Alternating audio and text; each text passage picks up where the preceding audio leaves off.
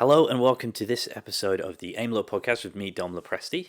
It is Friday, the 2nd of June, and it is sunny outside and a little bit windy because I can see the trees moving. It's warm, it's kind of nice, it's super pleasant. This is the weather I like. Hot doesn't do it for me on a normal day. This is the weather I like. Jesus. Okay, so this is the thing to say. This is the first one of these I've done solo. I've recorded things solo before, and I'm getting better at recording without someone else. But this is the first podcast I've sat down and gone, okay, I'm going to just do this. And there's a number of reasons why I chose to do it today, and there's a number of reasons why I haven't done that in the past. One of those reasons is my background as a performer means I'm not good at doing the just be you to camera. And I can think of specific examples in the past where I've been asked to do that and how much just thinking about it takes me back to that emotional state where the terror and anxiety kind of bubbles up.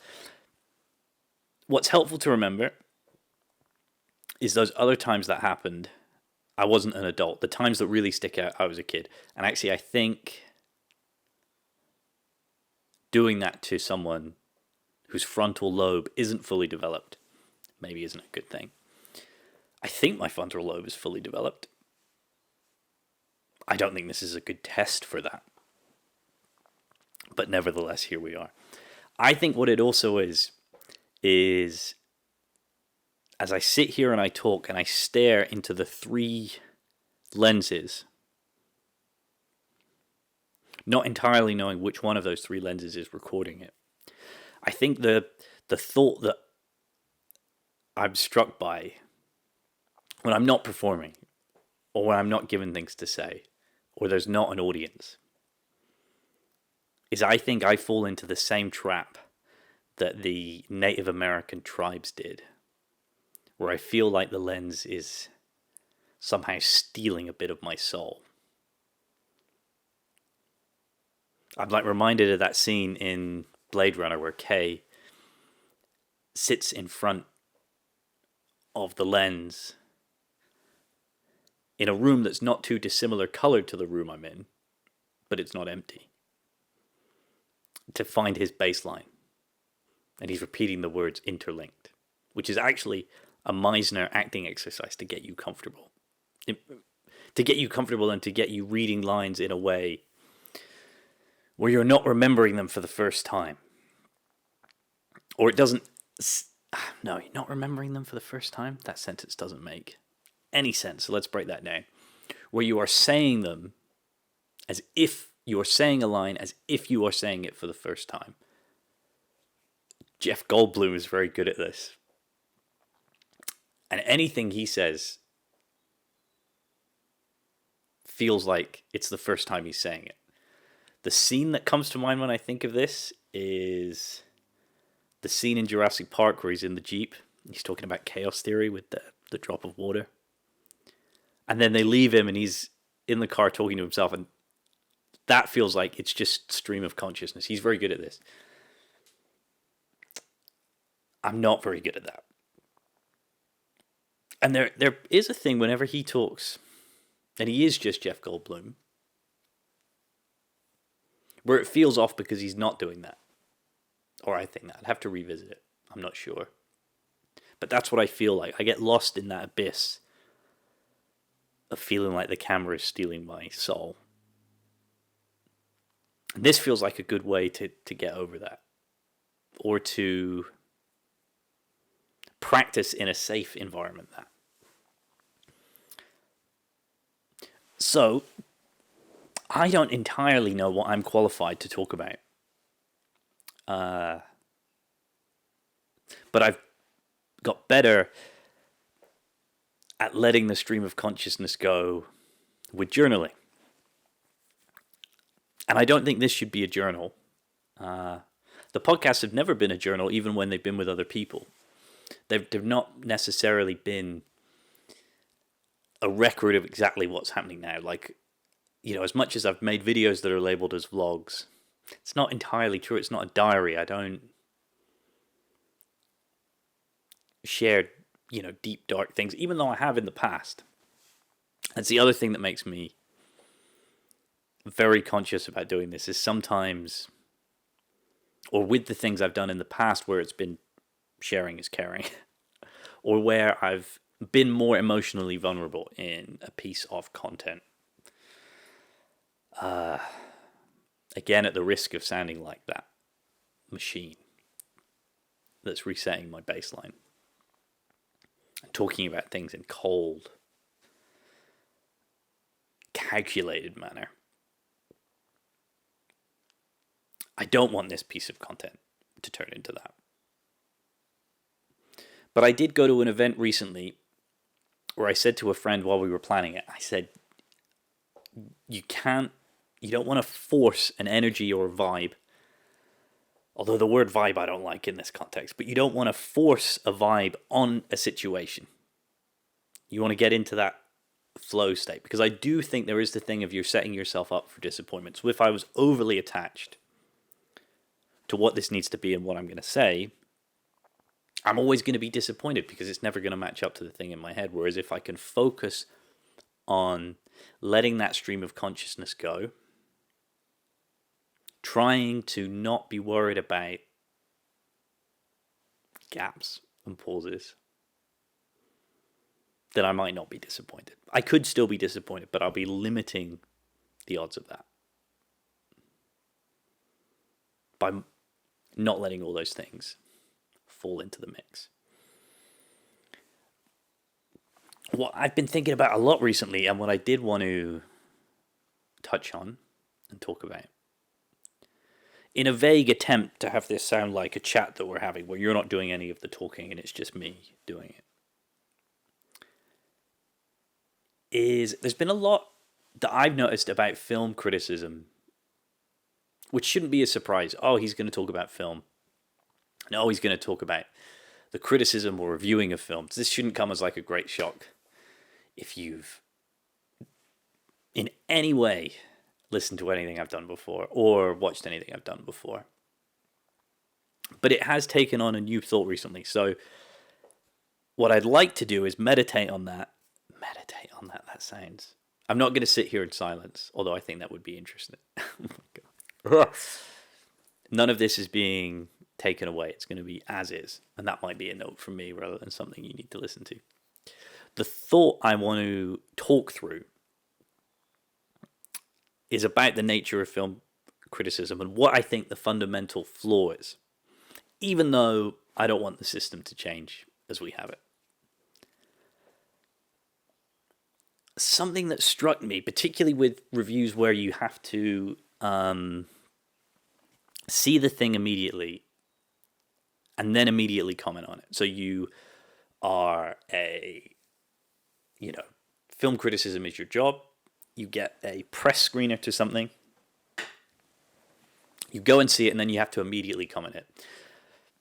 Now, I think there's incredible skill to that, and there is an art to that, and there is a practice to that, and there's a reason why some people can do it as a profession and some people can't. Even though we're all kind of engaged in it anyway. We all attempt to review something to a friend. We have stuff we recommend to people. We give our 2 cents worth on social media. You can look at review sites where they compare journalistic reviews, they compare audience reviews. And we're all engaged in that system, whether we like it or not. And I suspect people who say that they're not engaged in that system are the people that really go after it and really push their stuff to their friends and are incredibly opinionated online without realizing they're a part of it, particularly if they deny it. And I was immediately struck by a number of things recently in which my review or criticism of something, or my reflection on something as having value, shall we say. Let's set that as the baseline. Does this have value? Yes, it has value. You should go and see it. You should listen to it. You should watch it. You should, experience it. No, this doesn't have value. Avoid it. My initial reviewing of something, or my initial reaction to something, is least reliable in the first few moments after having experienced it. Whether it's good or bad. And I think potentially it gets worse if it is very good or if it is incredibly bad. And so the fundamental flaw I see is you come away from something first off and you get the reaction to it. The thing that springs to mind is when people watch trailers for the first time and they like blind react to something. Which I enjoy that content if you do it. I'm sure I've been guilty of it. I'm sure I've attempted it, even if it's not seen the light of day. But actually, so much happens in what I would label for this like the digestion of something. And there's a few examples that kind of spring to mind immediately. A lot of them are to do with music, which is different to film.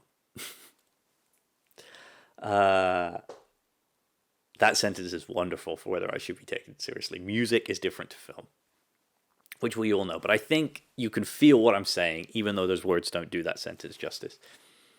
And I think it's more common for us to feel this way with music, where we come back to it and either we have changed or we've grown or we've developed or we're in a different space emotionally and we're receptive to what the music's telling us. The example I use is two artists this has happened with in recent memory. This isn't like in the past few years I'm talking about. One of them is with Bob Dylan. And I think for years I didn't. My grandfather talked about the paintings of Salvador Dali, who I'm assuming you know about, but in broad is to say the surrealist painter. And I'd been to see an exhibition of his work, and it was a full kind of, or as comprehensive a exhibition as it could be, starting with early work and working through it chronologically. I really loved that. I was quite young. I was still impressionable. I think I was a teenager.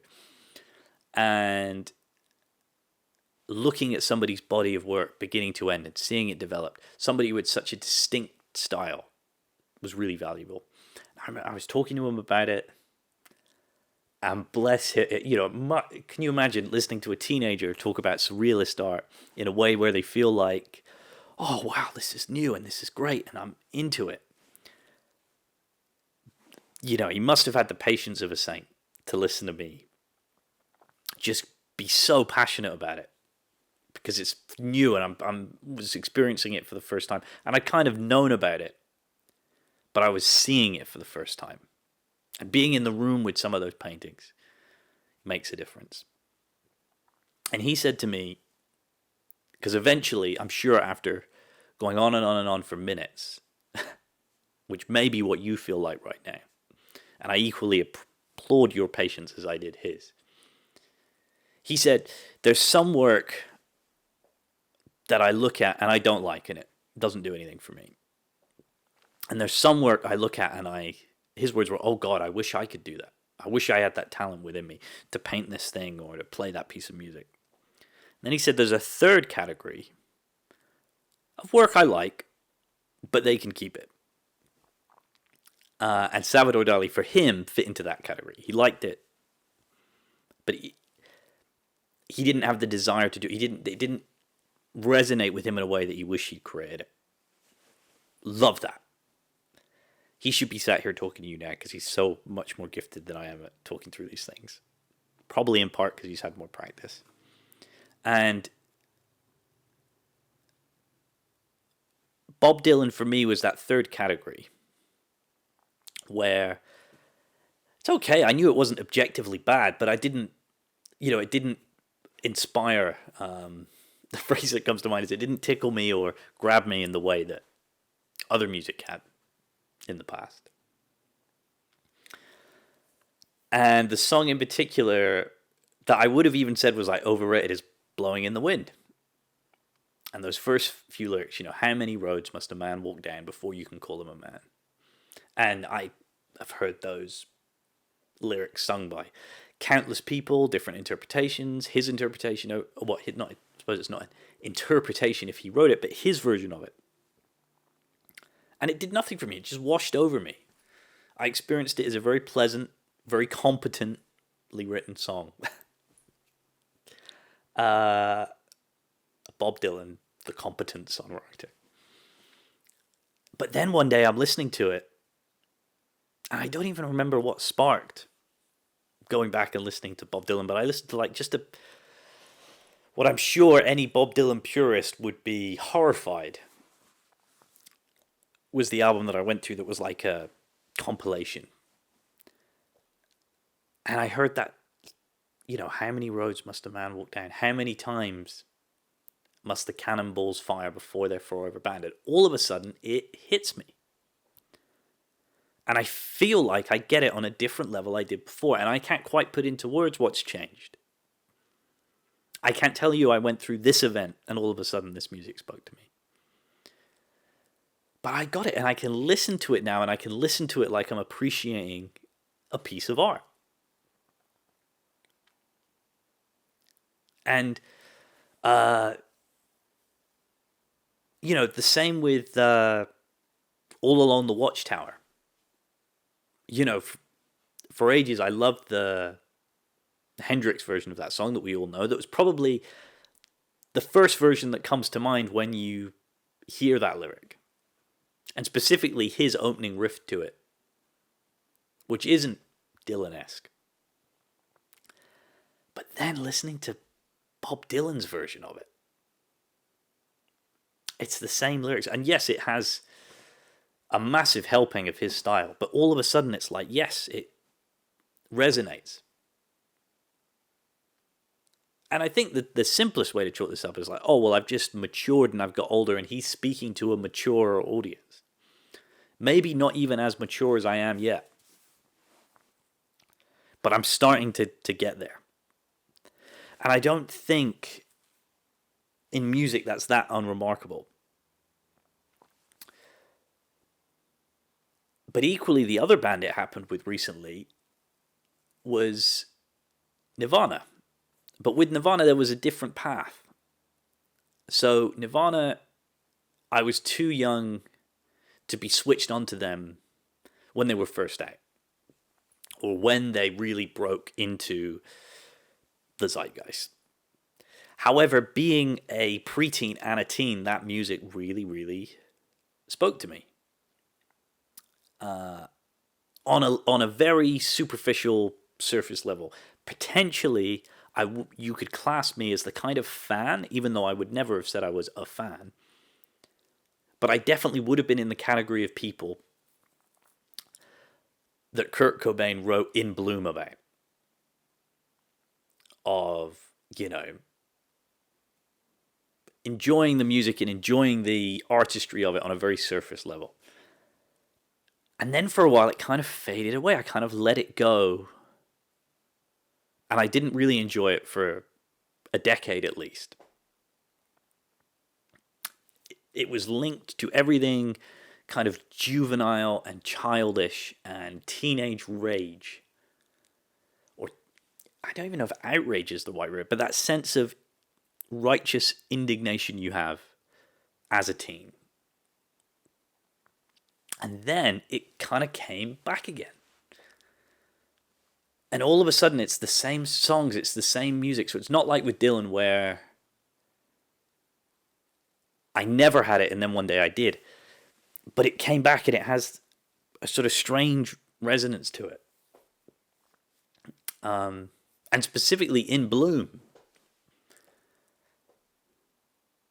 which something I was struck by not long ago is the music video for that, made in the 90s, is them dressed up as the Beatles on a kind of, all-American talk show, much like the Beatles did, where, They would come out on like a Tonight Show, perform, the crowd would go wild.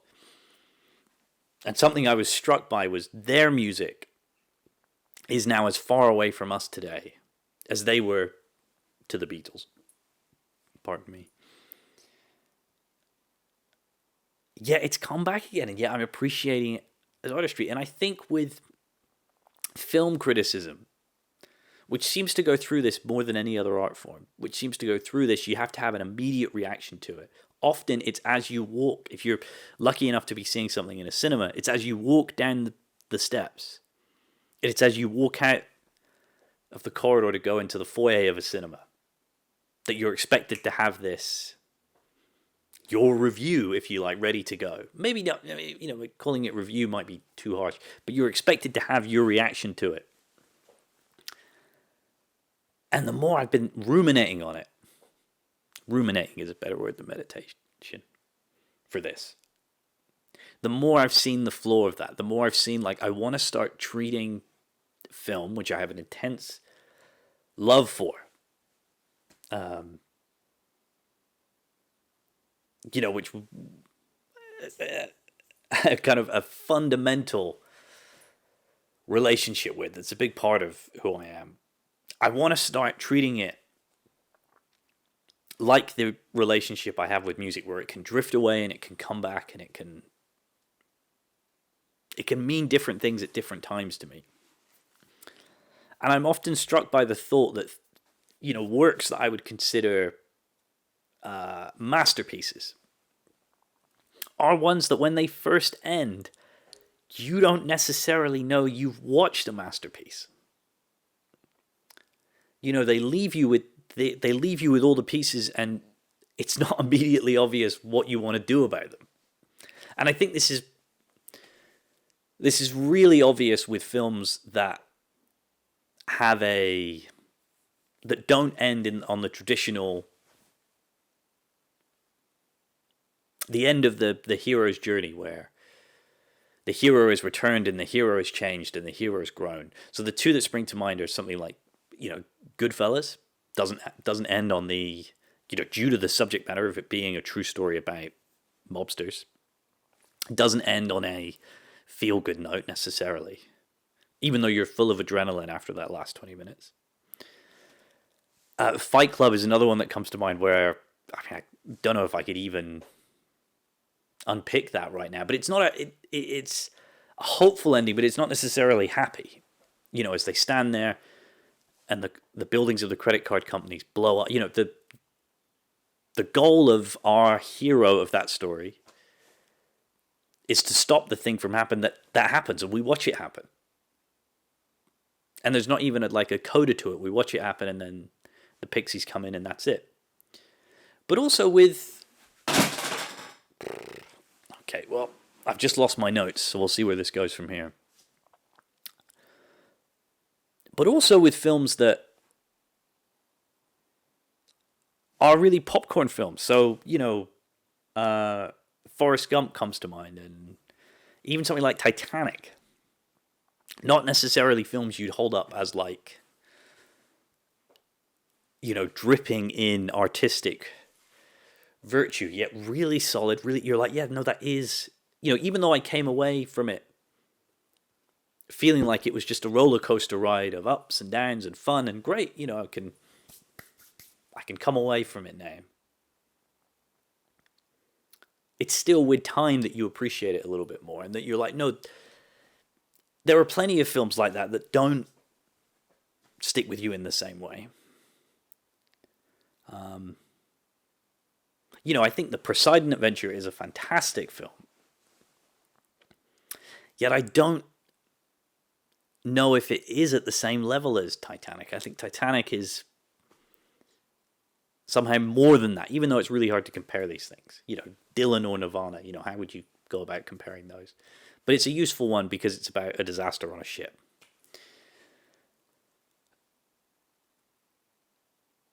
And I want to have that relationship with more things. I want to be, or at least acknowledge that in my first viewing of something.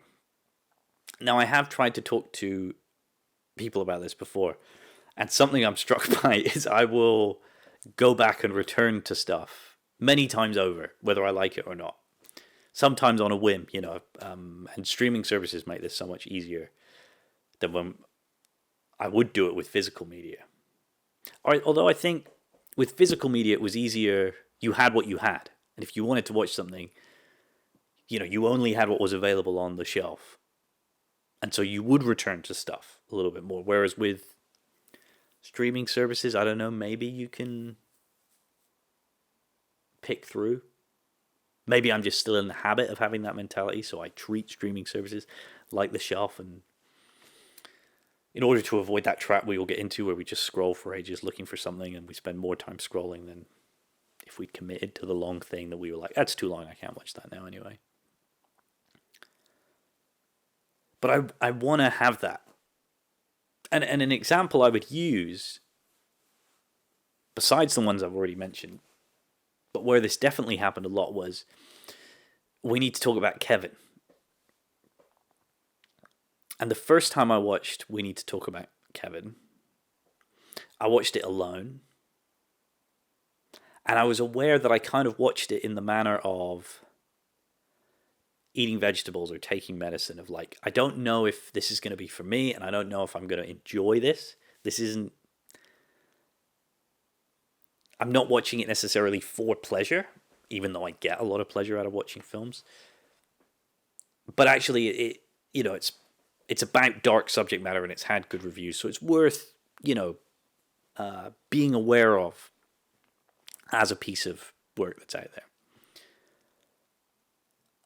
And again, even saying, oh, I thought it was great, given the dark subject matter of that story, doesn't seem appropriate. What does seem appropriate is to acknowledge that I think it's underappreciated as a piece of work. And there's a million and one reasons why that could be, that I'm not interested in unpacking, but I'm sure people could. And I'm sure I could be teased into doing with little effort, but I don't know if I'd have as much great insight there. What was profoundly interesting with that film was watching it the first time. I think I had going back to the Nirvana, I had the surface level response to it. And I responded to it as I think I should have responded to it the first time, looking back at it now. So I felt incredibly sorry for the characters that, if I was to give you a vague rundown of the plot, you would expect me to feel sorry for. And I felt frightened by the characters I was supposed to feel frightened by. And I felt everything a good audience member, if there is such a thing, should feel when watching We Need to Talk About Kevin. And I'm aware there's a book that I haven't read, and probably should. But it would be hard. It wouldn't be a fair reaction to it now, from the film version having such an impact. And I then showed it to someone else, which is always tricky when you show someone else something that you like, or that you enjoy, or that you want to. I sit there with my arms folded, and you end up watching them more than you watch whatever it is you've got on. And every little thing then takes on a whole weight. So if something embarrassing happens in it, you're like, oh no, it's just ruined it for them. If they laugh at something, if they, and what I was struck by was that feeling very quickly fell away, and I found myself feeling incredibly different to who I would refer to as the two lead characters. The relationship between a mother and a son. And on that second viewing, through what felt like fresh eyes, even though I'd seen it once before, that relationship had completely flipped for me. Even though fundamentally I still felt like I did before. The character in that film who I, as an audience member, I'm supposed to be repulsed by, I still was. But it took on so much more of a nuanced perspective. Maybe the best way to put it is the mother figure in that film who I felt incredibly sorry for, and who seemed completely to be the victim all the way through, suddenly I was seeing things where, no, they were more responsible for the thing that happened. Not ultimately responsible, because they did not commit the act that is the, linchpin of the story.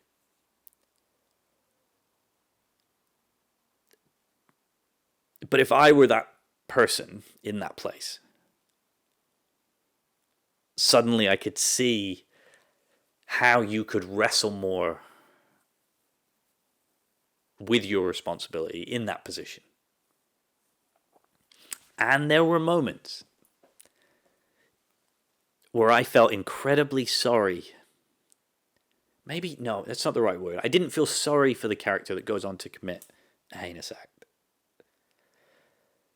But there were these moments that broke my heart because I felt the pain that that character was feeling that led them to commit the things that they did, that I didn't the first time. And I would never have had that reaction, and I would have never experienced it had I not gone back to it.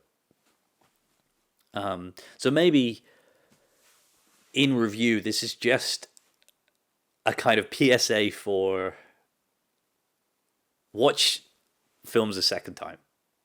Whether you like them, whether you didn't like them, whether,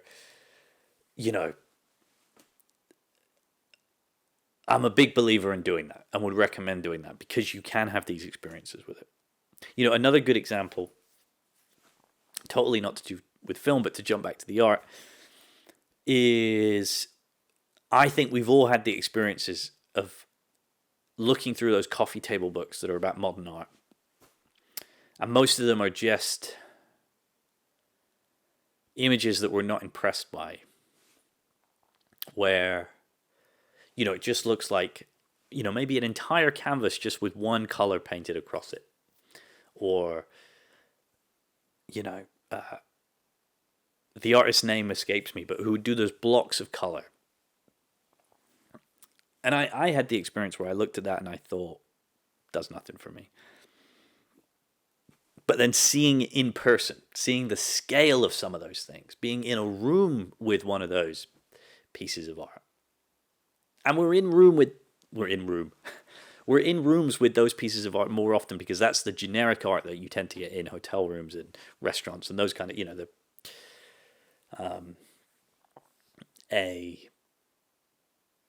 palatable version of those things that fits in a space that works for it. But being in a gallery space and seeing the scale of some of that work, and being able to stand really far away from it and view it as a whole as that coffee table book, and then get super close to it and view the brushstrokes that are on it, is a different experience. It is a different experience. And to not acknowledge that in your ability to review something, to review a piece of art, to review a piece of work, to review a piece of content, is the thing I'm ruminating on and I'm struggling with. And what does that look like if I want to do either of those things? What does that look like for how I take reviews and criticisms of the thing I did? Is this just a pathetic way for my ego to deal with bad responses to stuff? Maybe. I don't think so, though. I don't think so. But it could be. I could be persuaded that that's what's happening. And if you've come this far, thank you. Right now, I feel positive about the experience, so I think I'm going to do this again. And that's it. Oh, do I do this now? Yes, if you do have questions, because I'd love to respond to things like on the fly or measured, hit me up through the usual channels. We've done that before with group stuff, but I think it'd be really interesting to do this like this now. So I'm going to do that.